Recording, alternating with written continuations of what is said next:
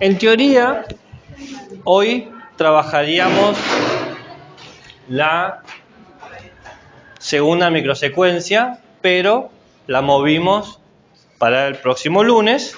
Entonces hoy empezamos tema nuevo. Le decimos chau a la ética, al desarrollo moral, a los dilemas morales, e iniciamos el tema de los derechos.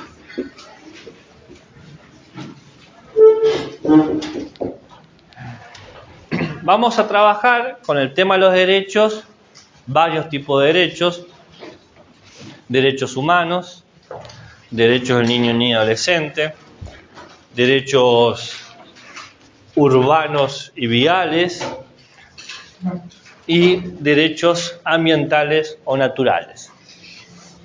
Cada uno va a tener su clase y hoy vamos a dedicar la clase a los derechos humanos.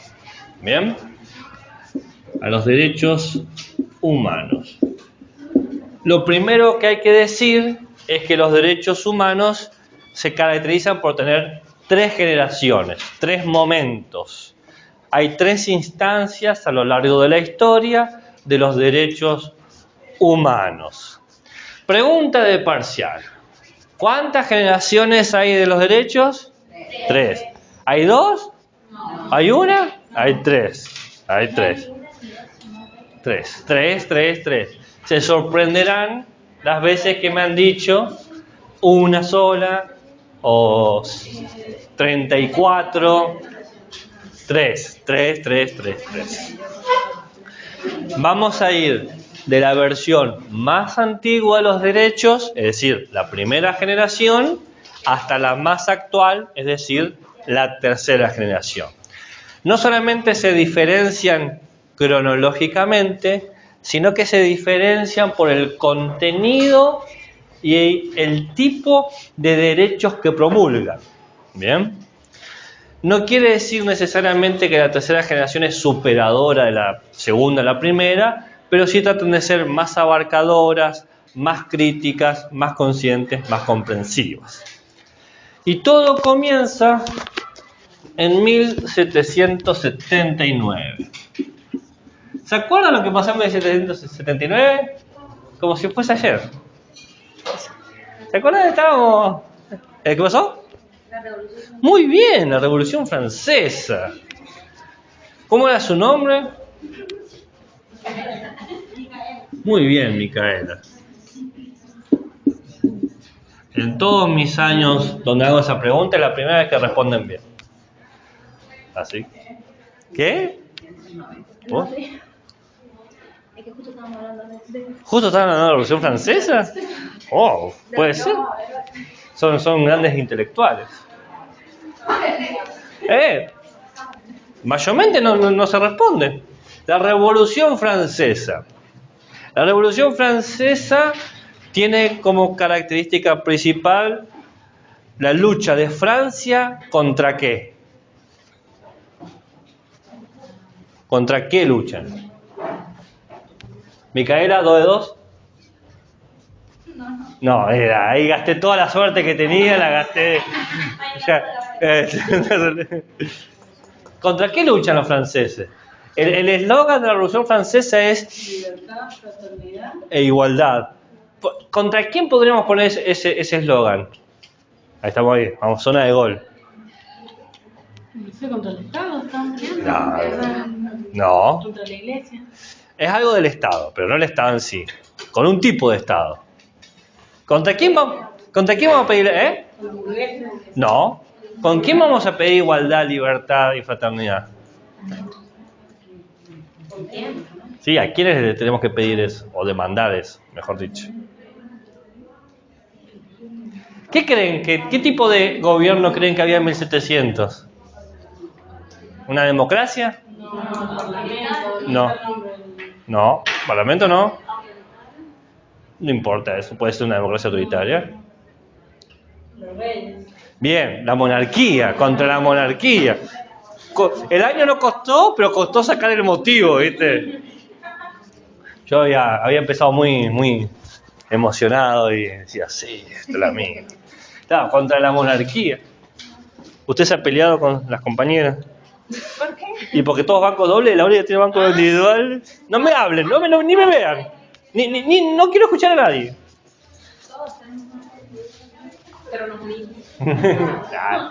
La estoy cargando porque a ella le vi buscar un banco expresamente. Entonces digo, cuando vos estás enojado, te haces tu espacio.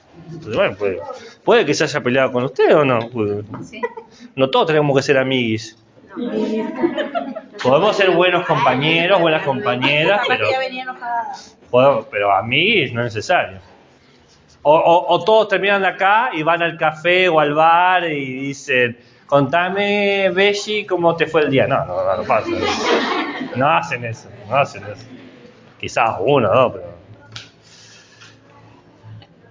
Contra la monarquía. ¿Por qué quería luchar contra la monarquía? Bueno, porque en ese momento había una serie de crisis muy importantes en Francia que operaba a varios niveles. Primero, la monarquía dejaba de tener la presencia que tenía porque los reyes eran de pacotilla. Por ejemplo, nadie confiaba en la reina María Antonieta porque gastó la plata del año del Estado, o sea, toda la plata que tenía el Estado la gastó en un collar, que era falso encima. Entonces, claramente no tenían una buena toma de decisiones. El rey Luis XVI, el que le cortan la cabeza, era un pelmazo, no sabía hacer nada.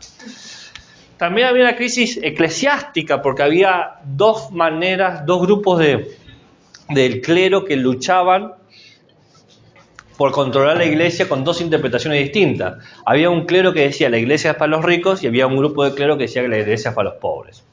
También había una crisis económica y financiera, porque Francia en ese momento había financiado durante 13 años la guerra de independencia en Norteamérica. ¿Contra qué país estaba peleando Norteamérica para independizarse, dejar de ser colonia?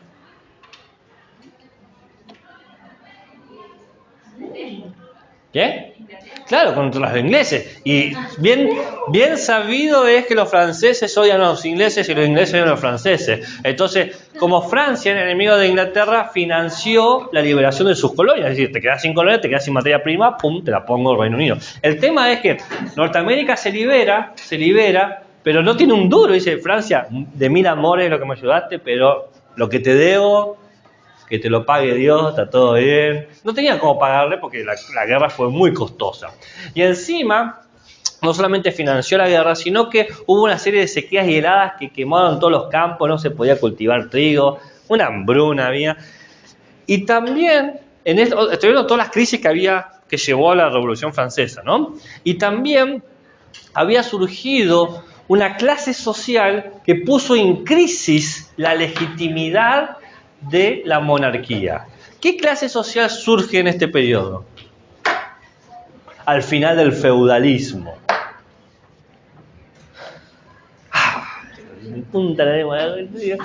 Ayer estuve pensando en el surgimiento de esta clase social al final del feudalismo.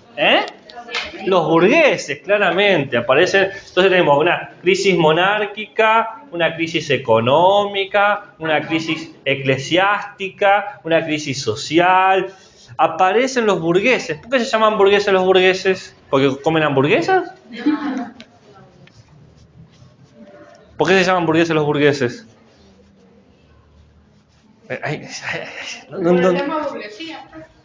¿Y por qué la burguesía se llama burguesía?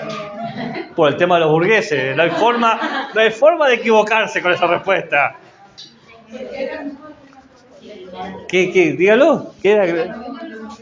A ver, sí, está jugando en el área. Vos pasame y yo meto el gol. No me acuerdo, pero es porque se separan de los reyes y el tipo de algo así. Claro, lo que hacen los burgueses es que vivían en un espacio especial de los feudos, que era una zona comercial llamada burgos. Así como el vecino es el que vive en el vecindario, villero el que vive en la villa, el burgués es el que vive en los burgos. Y los burgueses tenían la característica de tener money, mucha plata.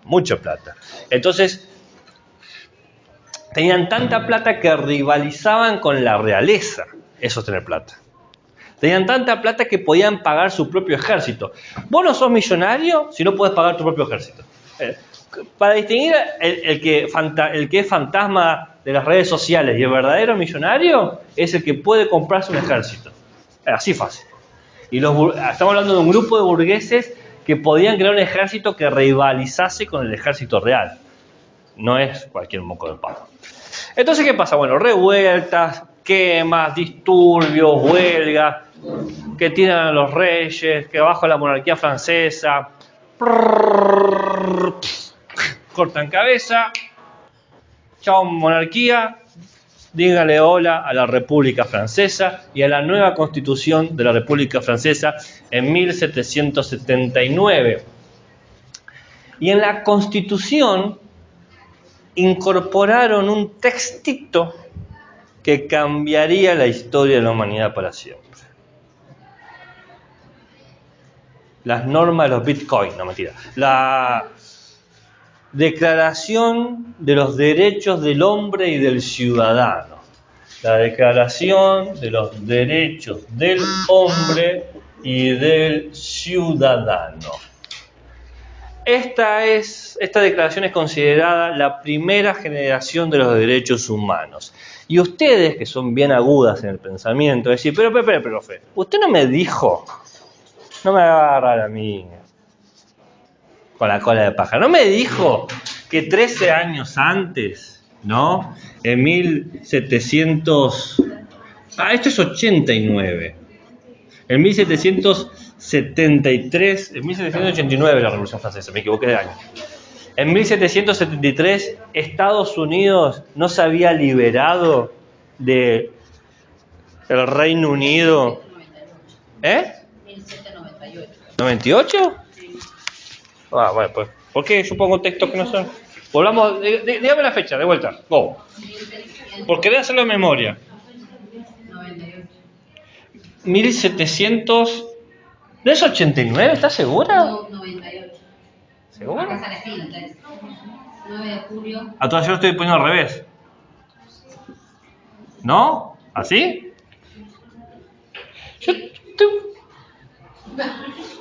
Revolución Francesa, ahí me lo busqué, porque estoy como bastante seguro que... ¿Cómo dijo que se llama? No le creo... No le creo el texto. No, no le creo el texto. No le creo. Ahí me googlea la Revolución Francesa. 1789. Está mal ahí. No.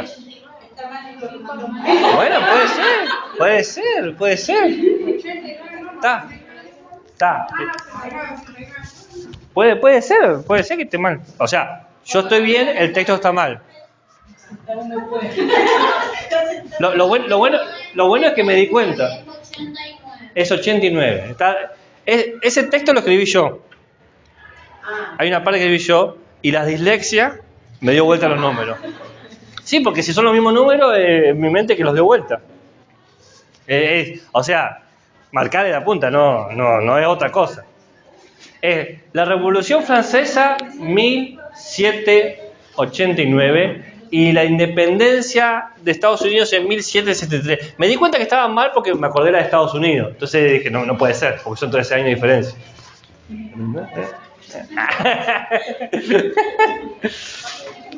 Bueno, en la Declaración de Independencia de Estados Unidos ponen que los hombres nacen libres e iguales. ¿Por qué tomamos a la francesa 13 años después y no la estadounidense, si la estadounidense ya habla de libertad y de igualdad? Porque el concepto de independencia que tiene Estados Unidos, de libertad y de igualdad, es del pueblo norteamericano. Todos los estadounidenses nacen libres e iguales. En cambio, la Declaración Francesa, el texto de la Declaración de Derechos del Hombre y Ciudadano dice todos los hombres, es más universal. Uno habla de los norteamericanos, habla de gente de un país, y este habla de gente del mundo. Acá hay un pero. ¿Cuál es el pero?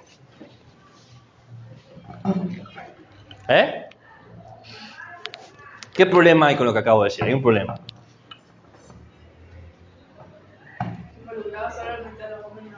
Exacto, muy bien. El problema que vamos a ver después, de la segunda generación, es claramente la misoginia. Pero bueno, inclusive con la actitud misógina es más amplia la Declaración de los Derechos del Hombre y del Ciudadano de Francia que la Declaración de Independencia de Estados Unidos. ¿Entienden? Acá son los hombres nacidos en las colonias de Norteamérica y acá son todos los hombres del mundo. ¿Entienden? Encima es todos los hombres de todas las épocas, de todos los lugares. Es decir, hay una idea de trascendencia que no está contemplada en esta declaración. Por eso se toma esta como la primera generación y no esta otra. ¿Bien? Bien. ¿Estamos hasta acá? La primera generación consta de un preámbulo. El preámbulo es muy mesiánico, dice que Dios nos dio los derechos naturales, ¿no? Que merecemos estos derechos porque Dios nos los puso ahí. Y habla de la necesidad de fomentar estos derechos naturales para luchar contra el menosprecio. Hay un como cierto optimismo que dice que gracias a la razón divina que tenemos los hombres, pudimos descubrir estos derechos y podemos protegerlos y fomentarlos y cosas así, ¿no? Una idea muy mesiánica. Si lo entendés, podés iluminar el camino.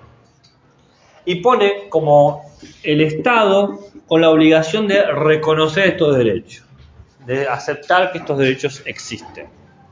Son 17 artículos, 17 derechos y los vamos a ver todos, del 1 al 17. ¿Escuché un O? Olvídate. No hay mujer acá. Pero interesante la pregunta. Este es un programa viejo. Este programa que yo estoy dando es un programa viejo, tiene 4 años. Pero bueno, cada tanto tiempo hay que cambiarlo. Y este año no llegué a agregar una cosa que yo quiero hacer, probablemente sea el último año que lo haga, pero bueno, me pasaron cosas.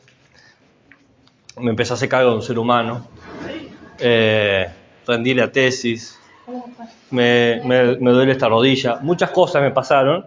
Entonces no pude dar un elemento que yo quería agregar, porque en el mismo momento que aparece esta Declaración de los Derechos Humanos del Hombre, aparece el texto de Mary Wollstonecraft, que es una de las primeras sufragistas mujeres, y escribe la vindicación de los derechos de la mujer y del ciudadano. Apenas aparece el texto, escribe Mary Wollstonecraft este contratexto y dice: ¿acaso nosotras no sangramos en las calles de París como los hombres por nuestros derechos? ¿Acaso nosotras no luchamos para ser válidas como ciudadanas por nuestra libertad? ¿Por qué no somos reconocidas? Un texto incendiario, muy, muy bello, que habría que trabajar, pero bueno, no llegué. Entonces, esa declaración no contempla a la mujer de ningún modo, ni como madre. Porque uno diría, bueno, por lo menos derecho a la madre porque se considera como algo accesorio. Nada, olvídate, no aparece la mujer acá. Van a pasar los 280 años. Bueno, a veces, viste, hay que sentar bien las bases. No, sí, va a pasar mucho. Bueno, primer artículo de 17. Vamos que se nos va el día. El primer artículo dice: los hombres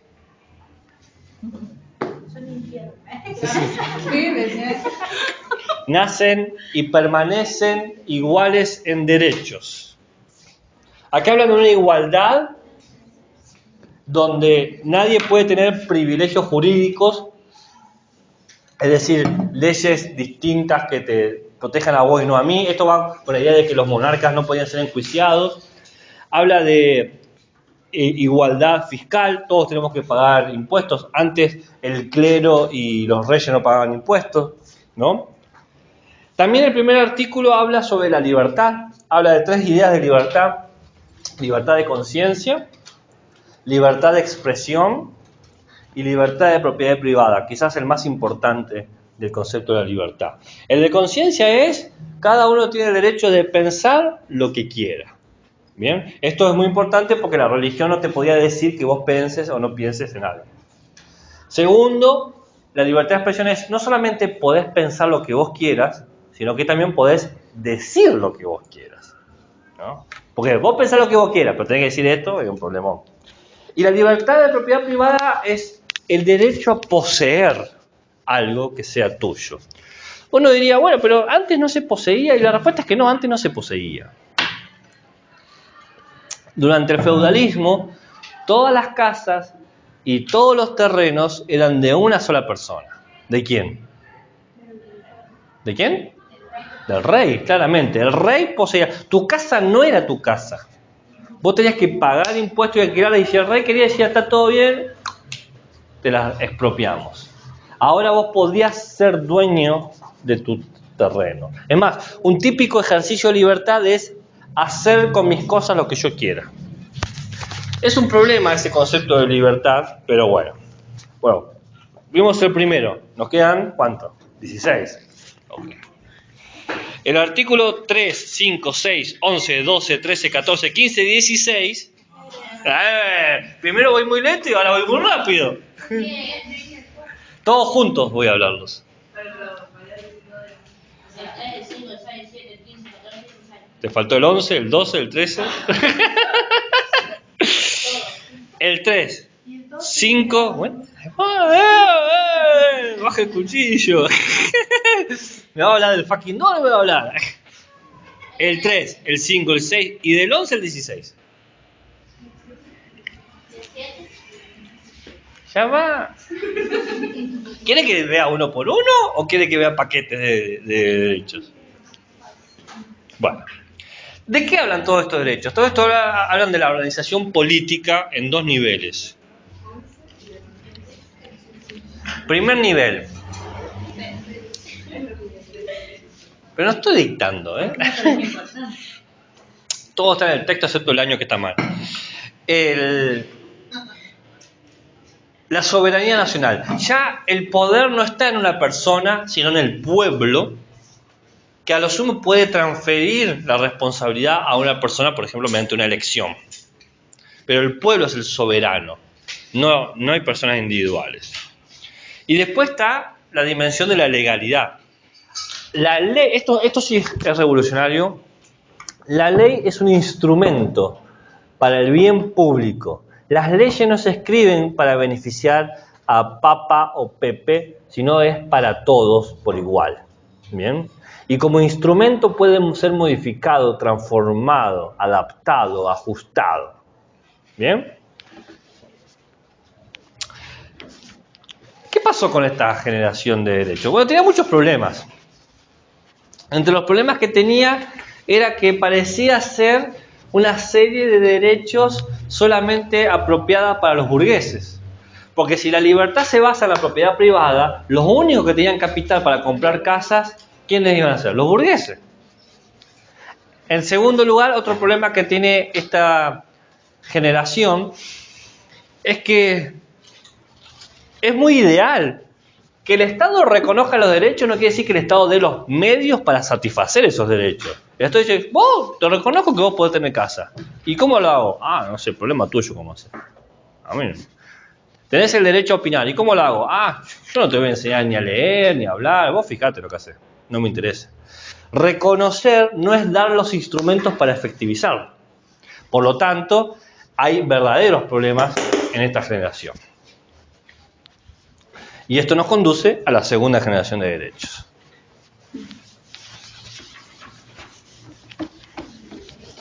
¿Cómo llegamos a la segunda generación de derechos? Bueno, la segunda generación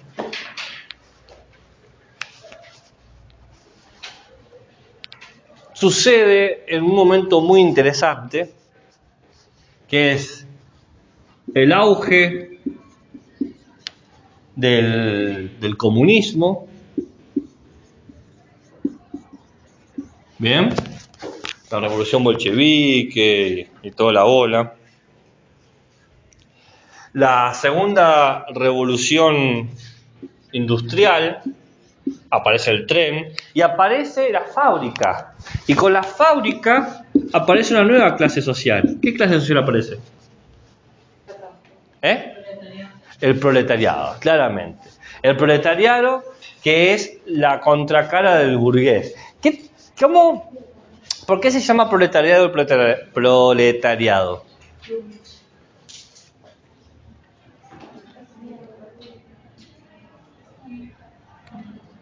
¿Por qué se llama proletariado el proletariado? Porque es partido del pro, ¿eh? Sí, trabajaba, era obrero. Pero ¿por qué el nombre proletario?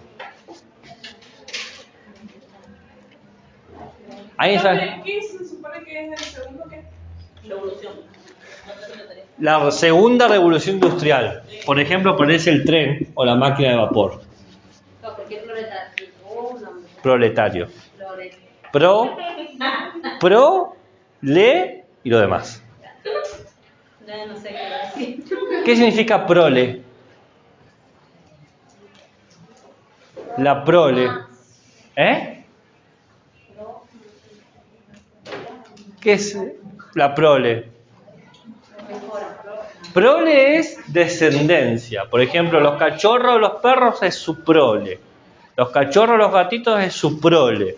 Prole es descendencia. Llamaban a los proletarios,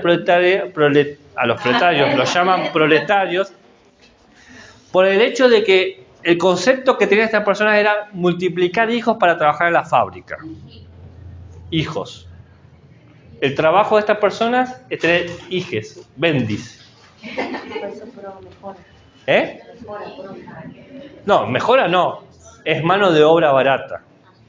¿Bien? Es una idea que el día de hoy sigue existiendo. ¿Qué dicen? ¿Por qué tienen hijos esos X? Por el plano social. ¿No? La idea de que el hijo, como mecanismo de producir plata, se conecta aquí con la industria de... El obrero tiene hijos que lo va a suplantar en la línea de trabajo. A su vez pasó otra cosa durante la segunda generación de derechos humanos. El colonialismo europeo. Entre 1810 y 1850, todos los países latinoamericanos, en su mayoría, casi todos los países latinoamericanos se habían independizado de Europa. Y ustedes podrían decir, bueno, Europa dijo, bueno, nos fue bien, robamos oro, pero bueno, se acabó la fiesta. O, si ya no podemos estar aquí, deberíamos ir a otro lugar. ¿Ustedes qué creen que eligió Europa? ¿Aceptó la derrota o se fue a otro lugar?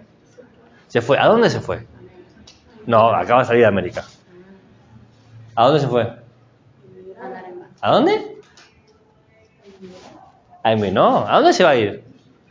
¿Se va de América? ¿A dónde se va a ir? A África, claro. Nos faltaba conquistar África. Entonces van a África y a explotar a todas esas personas. Si ustedes prestan atención en el mapa del continente africano, son países muy cuadraditos, porque se cortaron y repartieron el país como el continente como si fuese de ellos. Entonces el colonialismo europeo se va a África y a Asia, ¿no? Y pasa algo más. ¿Qué sucede tras el asesinato del archiduque del Imperio Austrohúngaro? Lo matan al archiduque. ¡Pah! En la carroza le hacen. ¡Pah, pah! ¿Qué sucede? En 1914. ¡Pah, pah, pah! Aparece la Primera Guerra Mundial. Entre 1914 y 1918 se da la Gran Guerra, la Primera Guerra Mundial. Toda esta situación entre el auge del comunismo, la revolución industrial, el colonialismo, la Primera Guerra Mundial, que termina con un saldo de muerte, de hambruna, de pobreza, de abuso, de explotación, de totalitarismo, etc. Cuando termina todo eso, con varios millones encima, no estoy para nadie, si preguntan. Si preguntan. Se miran entre los países y dicen, che, quizás nos pasamos un poquito, nos pasamos con un par de millones de muertes, deberíamos como cambiar las reglas de juego. Entonces, en 1918 crean la segunda declaración, ahora sí, derechos del humano. ¡Vamos, loco! Los derechos humanos. Los derechos humanos y del ciudadano. Está bueno, la verdad que está buenísimo. ¿Qué año, profe? 1918. Por el auge del comunismo y el ciudadano.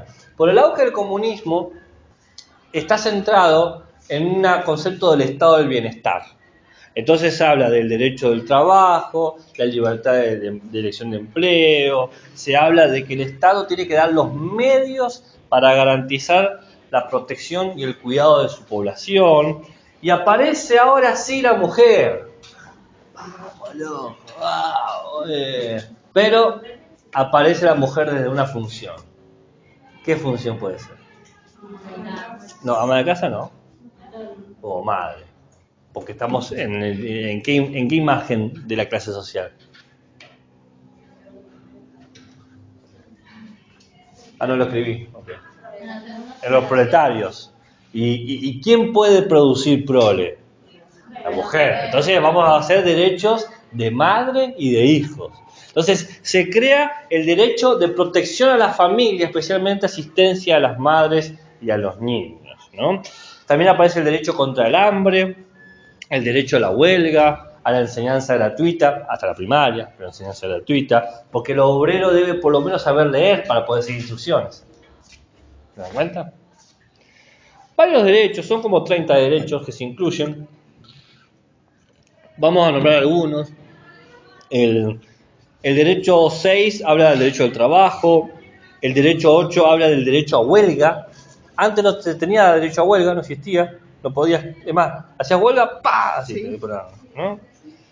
El derecho 10 habla sobre la protección de la familia y los menores. El derecho 12, el derecho a la salud, concepto bastante interesante. Vos tenés derecho a estar saludable. Y mi favorito, el derecho 15, el derecho a la vida cultural. Quiere decir que vos tengas derecho a conocer tu cultura, tu tradición. No es un mal derecho. Pero ahora tuvo unos problemas esta segunda generación. ¿Cuáles eran los problemas? Los problemas eran que estaban muy dado a la contradicción. Era muy difícil mantener los derechos individuales y los derechos grupales al mismo tiempo. La situación más común era con el problema de la vivienda. Vos tenés derecho a tener tu casa. ¿Bien? Pero el Estado tiene también la obligación de satisfacer ese derecho. Por ejemplo, de darte una casa. Pero si tu Estado está en bancarrota después de toda esta guerra, ¿cómo podría dar una casa? Supongamos que usted tiene una casa para su familia de 5, ¿no? Supongamos. Usted es dueña de su casa. Bueno, en realidad sería su marido por el momento, pero es dueña de su casa. Y nosotros somos otra familia que no tenemos casa. Entonces el Estado tiene que proteger tu derecho a que nadie te quite tu casa, pero también debe proteger nuestro derecho de darnos una casa. ¿Qué creen que hacía el Estado?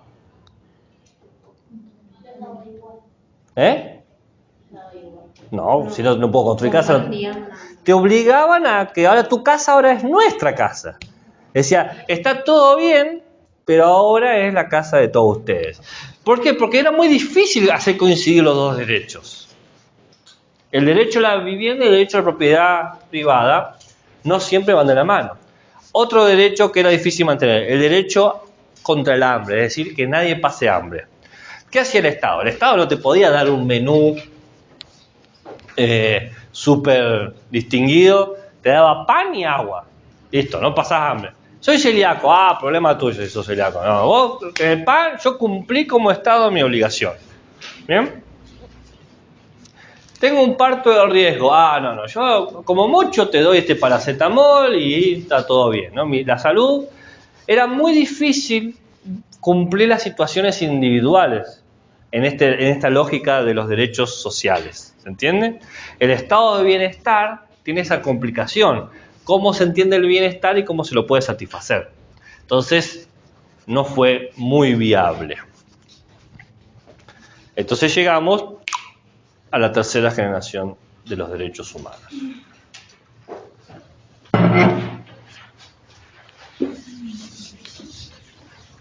¿Cómo llegamos a la tercera generación? Bueno, pasaron cosas.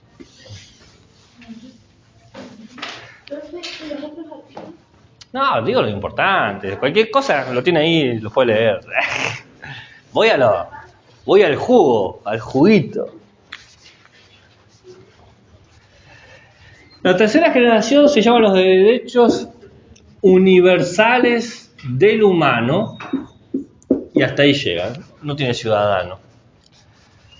Porque trasciende los estados y las fronteras. ¿Cómo llegamos a esto? Bueno, los locos años 20, el surgimiento, la expansión del comunismo se fue de la Rusia y se convirtió en la URSS y fue ganando cada vez más lugar. Y frente a eso, ¿qué sucede con el auge del comunismo?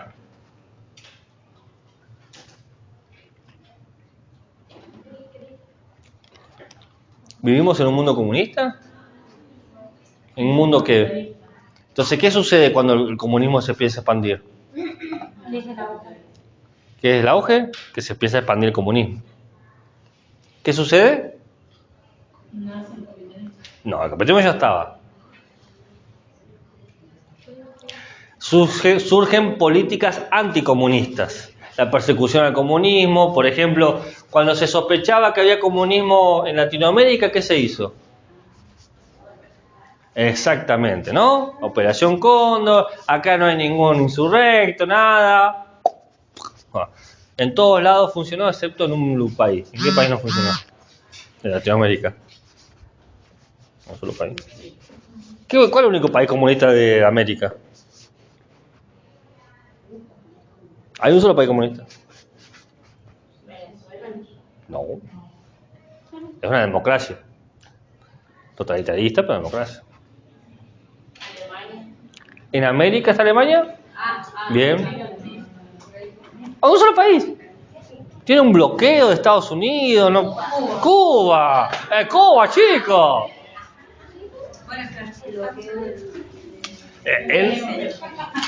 Bueno. También en 1929 pasó algo. En 1929 pasó algo muy interesante, que es el Jueves Negro, y no porque salió una marcha de afrodescendientes, sino porque, ¿qué pasó?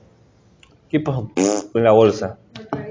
Claro, el crack financiero. ¿Qué pasó? Pasa que durante el final de la Primera Guerra Mundial se empezó a pedir créditos para reconstruir todo. ¿Y a quién se le pide crédito? ¿A un país a quién le pide plata prestada? ¿A dónde? No. Al Banco Central. No existe eso. Tampoco existía. No. Un país le pide plata a otro país. Claro, soy Alemania, le pido plata a Austria, y Austria le pide plata a Noruega y así. Entonces todos fueron pidiendo plata prestada a los demás para poder construir. Hasta que a un país se le ocurrió pedir que le devolvieran la plata. Entonces le dice, che, me traes con la plata. Y digo, yo te la devuelvo. Pero antes tengo que pedírsela a mi otro país. Y de repente se dieron cuenta que nadie tenía reservas de oro para poder pagar el préstamo. Y eso desplomó y generó una caída radical, que fue la caída de Wall Street.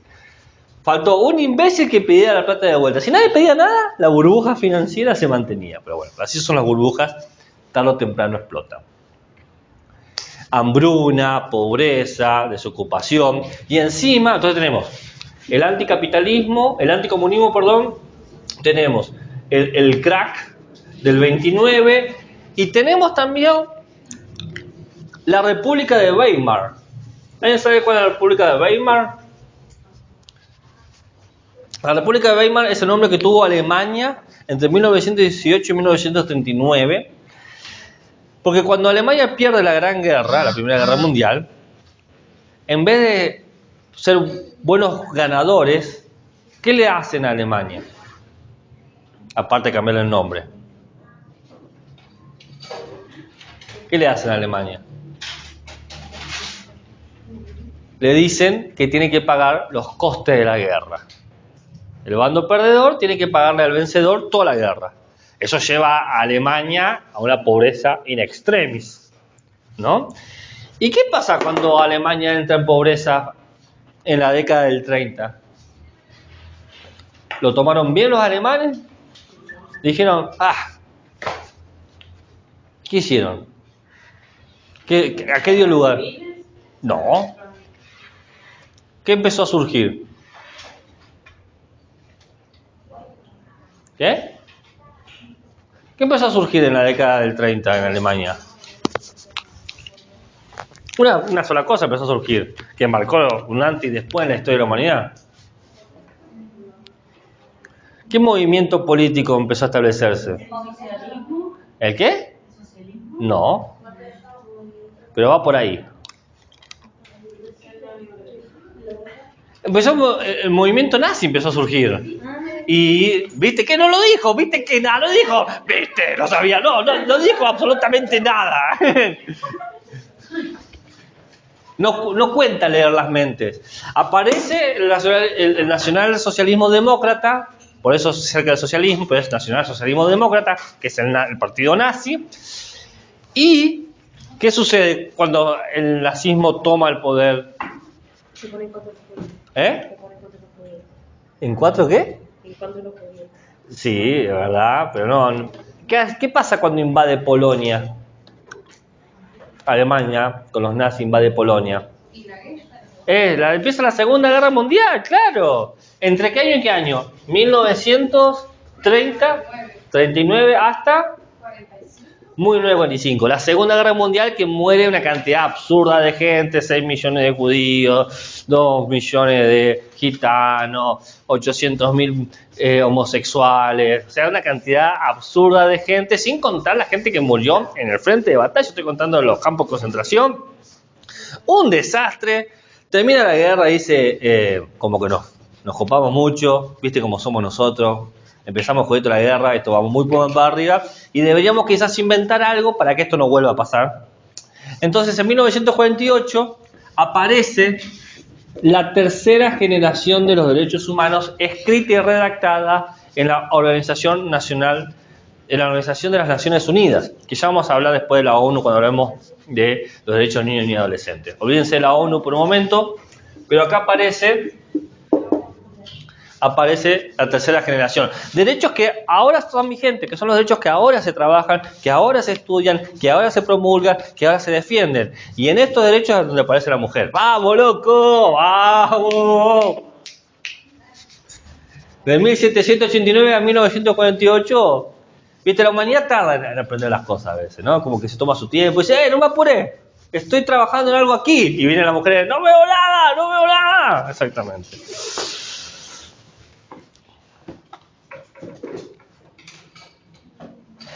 La característica primera de esta declaración de derechos es que no está Dios.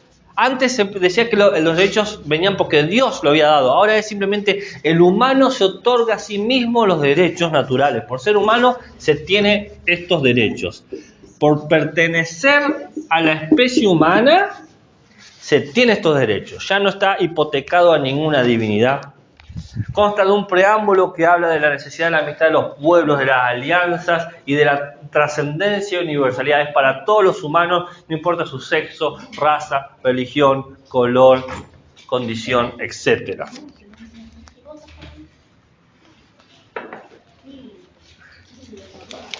A su vez, esta declaración tiene dos pactos internacionales. Un pacto de derechos civiles y políticos que dice que el Estado tiene la obligación de proteger, de garantizar, de cuidar, de promover y de legitimar los derechos que aquí aparecen. y tiene un pacto de cuestiones económicas, sociales y culturales que dice que cada Estado gestiona cómo garantizar esto. ¿Por qué va a decir eso? Porque en ese momento había dos bloques pensados y dos formas de organizar el mundo. ¿Cuáles son las dos maneras de organizar el mundo? En ese periodo llamado la Guerra Fría. El capitalismo y ¿cómo se llama? El comunismo. ¿El feminismo no? No, el comunismo. Ah, el comunismo, bien. Como había estas dos ejes centrales, dijeron, bueno, cada quien, mientras cumpla los derechos humanos, se organiza. ¿Bien? 30 derechos hay, 30 derechos, así que los vamos a ver todos, del 1 al 30. No, mentira. Del 1 al 2, empezamos fácil, habla de el derecho a gozar de los derechos. Uno diría, bueno, pero ¿por qué tenemos el derecho a tener derechos? Porque lo que se habla es que no necesitas de un Estado o de una sociedad que te dé el derecho. Por el simple hecho de existir, tenés derecho a estos derechos. ¿Se entiende? Antes necesitabas un Estado que te reconozca. Recuerda la primera generación que decía, el Estado tiene que reconocer esos derechos. Ahora no. Con ser tú mismo o tú misma es más que suficiente. Del 3 al 11 habla de derechos en contra de la esclavitud, del sufrimiento, de los tratos crueles. Del 12 al 17 se habla del derecho de poder salir de tu país y volver. Nadie te puede obligar a quedarte donde no quieres. Del 18 al 21 habla del derecho a elegir, profesar y divulgar cualquier creencia o religión. Si yo quiero creer que existe un ser supremo compuesto de tallarines con tuco y albóndigas, que dio la creación del universo, y que mi símbolo religioso es un colador en la cabeza, tengo todo el derecho de creerlo, de fundar una iglesia y de promover libre culto sobre eso. Y si los cristianos se pueden sacar una foto de DNI con una cruz en el cuello, yo puedo sacarme una foto de DNI con mi sombrero colador, que es un símbolo religioso, y mantenerlo.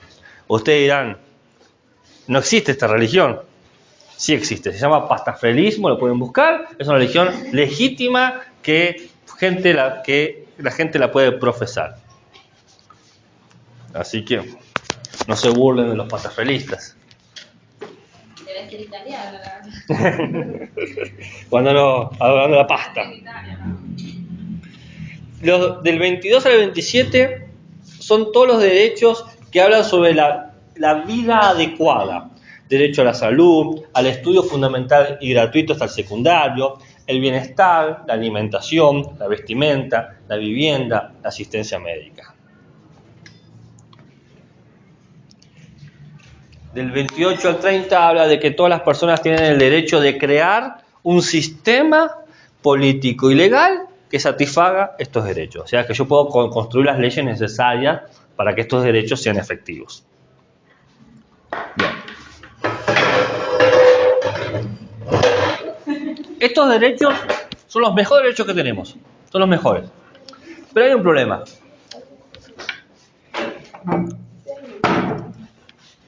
¿Quién de ustedes considera que cada uno de estos derechos se cumple? ¿Sienten que se respeta a cualquiera indistinto de su sexo, religión? Es más, recién se acaban de burlar del pastafrelismo, pobre esa gente. Los intelectuales de ahora consideran que esta tercera generación de derechos está desactualizada.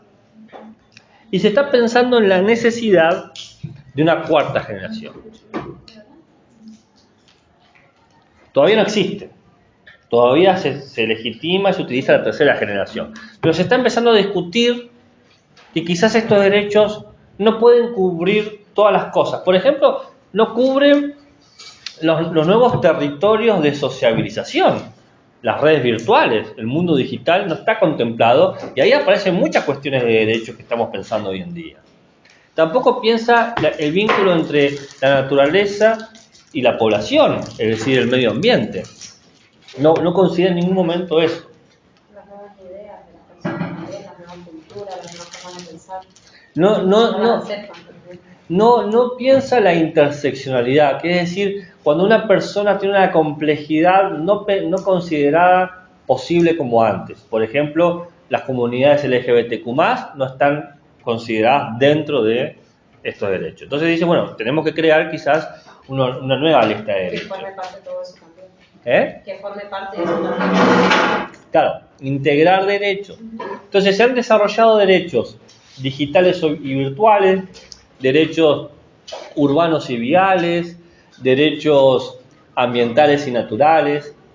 De todos esos vamos a tener una clase en particular, principalmente de los urbanos y viales y de los naturales y ambientales. Así que de esos dos no voy a hablar porque vamos a tener una clase específica para eso. Entonces voy a hablar un poquito de los derechos virtuales digitales, de lo que no vamos a tener ninguna clase.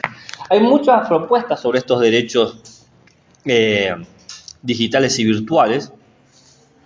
Por ejemplo, se habla de el derecho a tener una identidad digital y que nadie te la pueda sustraer, así como tenés tu número de DNI, que tengas un número digital. El derecho a la reputación digital, que nadie te pueda mancillar, ¿no? Por ejemplo, los trolls existen y te pueden hacer muchas cosas. Entonces, la persona tiene que ser tratada como un fin y no como un instrumento en el medio digital.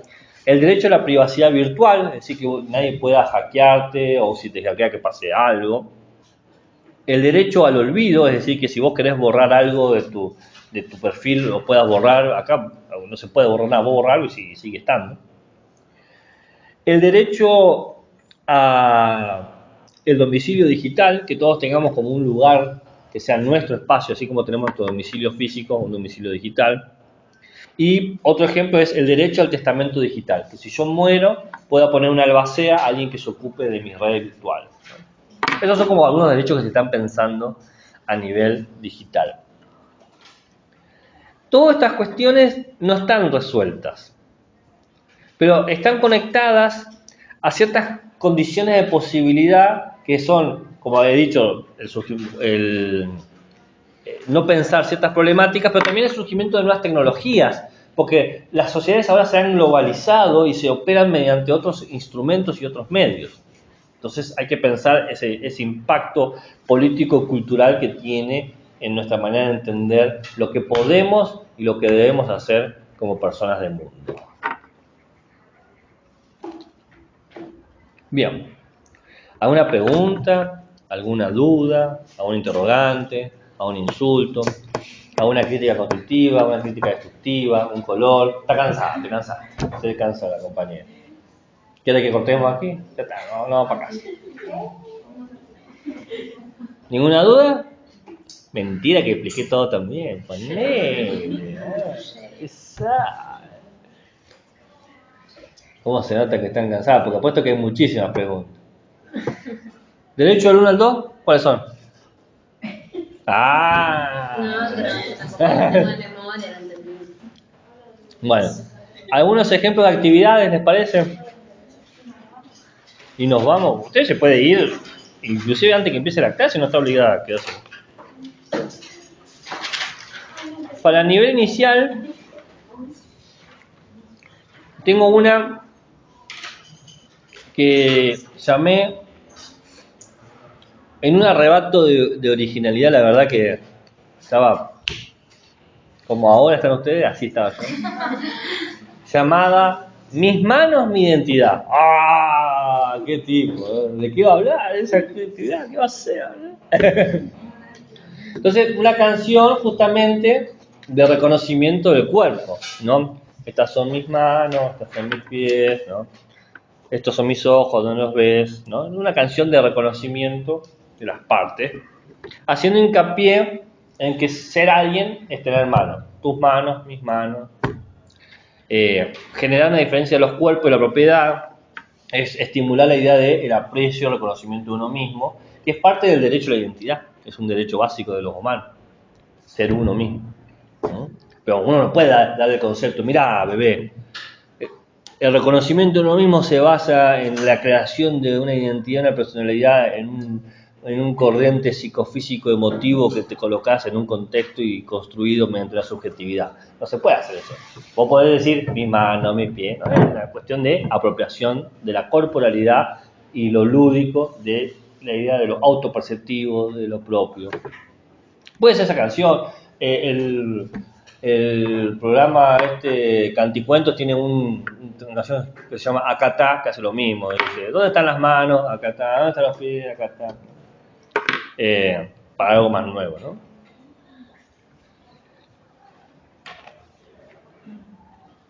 Bueno, la segunda actividad sería como el tránsito inicial infantil, se llama, en otro atacazo artístico, la verdad que estoy muy orgulloso de lo que le he puesto, necesidades básicas.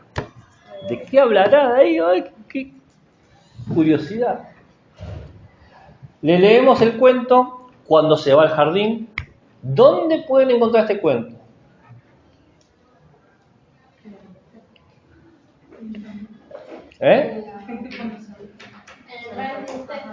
¿En qué drive? Tengo muchos drive. Hay un drive en los recursos. Yo todas las actividades que digo, lean el cuento tanto, lo que sea, está siempre en el recurso. Entonces, el cuento va al jardín va a hablar de distintos animales que van al jardín y preparan sus mochilas, preparan sus comidas, preparan sus cosas con la mamá, los papás, los tíos. Entonces, luego de leer el cuentito podemos charlar, ¿no? Si todos los personajes son iguales, cómo hacen para ponerse de acuerdo para ir al jardín. Y podemos preguntar si así como ellos se llevan bien a pesar diferentes, vos con tus amigos te gusta ser diferente. ¿Qué haces cuando algo no te sale bien? ¿Te gusta ayudar a otros? ¿Qué importancia hay entre ser distintos? ¿No? O sea, estas cuestiones de las relaciones con otros, que es un tipo de derecho, y el derecho a ser distinto y a tener tu cultura, ¿no? Que habíamos hablado de la importancia de conocer tu cultura, tu tradición, lo que sea. Ya. Y por último, en infantil es un cuento que se llama ¿Qué vas a llevar? Y entonces la actividad se llama ¿Qué vas a llevar? Originalidad, la verdad, on fire. Es de la misma tirada son los mismos personajes del otro cuento. Es como una serie de varios cuentos que van como avanzando en complejidad y relato, porque va acorde a la sala. La colección está buena, porque hay como cuentos para 1 año, para 2 años, para 3 años, para 4 años, para 5 años. Entonces, está toda la colección ahí, o todo lo que yo pude conseguir.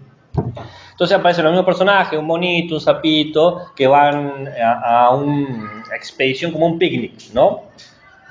Y lo interesante de ahí, de ese cuento, es que cada uno lleva lo que necesita para comer y para estar bien, sus necesidades básicas. Y cada animal come y necesita cosas distintas. El gallo necesita comer otras cosas, el gatito necesita comer otras cosas. Entonces, luego de contar, podemos preguntar, ¿qué llevarías vos si fueses a un picnic? ¿Qué te parece importante llevar? ¿No? ¿O qué llevarías y por qué? Podemos preguntarle qué animales les gusta más. Y podemos preguntar si creen que un animal es más importante que otro. La respuesta que hay que motivar es que todos los animales son iguales. Pero bueno, se empieza a cosechar desde ahí. Y podemos preguntar también por qué comen lo que comen. Si eso los ayuda, si es saludable, qué alimentos llevarían ellos para estar mejor, etcétera, ¿no? Entonces, toda esta idea de movimiento que sirve como el derecho de tránsito dentro de un país que habíamos hablado, también sirve para hablar de el derecho de la alimentación o del bienestar, el derecho a la educación, el derecho de las relaciones sociales, el derecho al cuidado, ¿no? Aparecen todos estos derechos en este simple cuento de unos animales que van a un picnic y tienen que juntar la comida, a unos pueden comer sus comidas, a otros no, y así.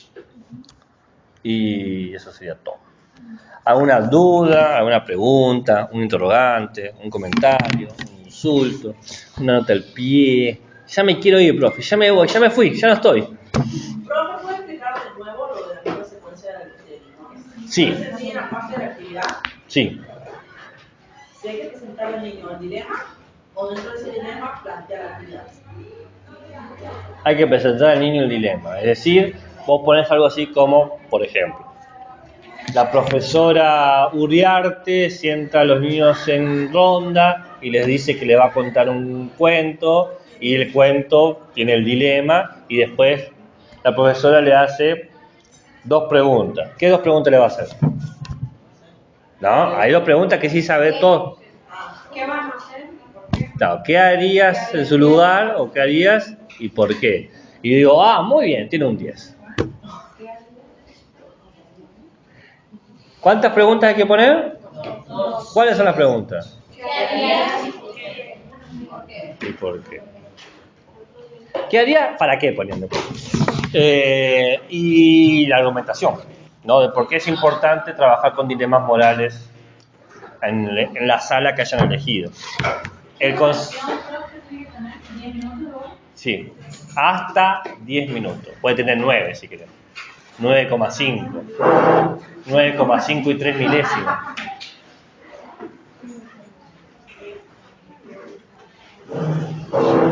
¿Estamos?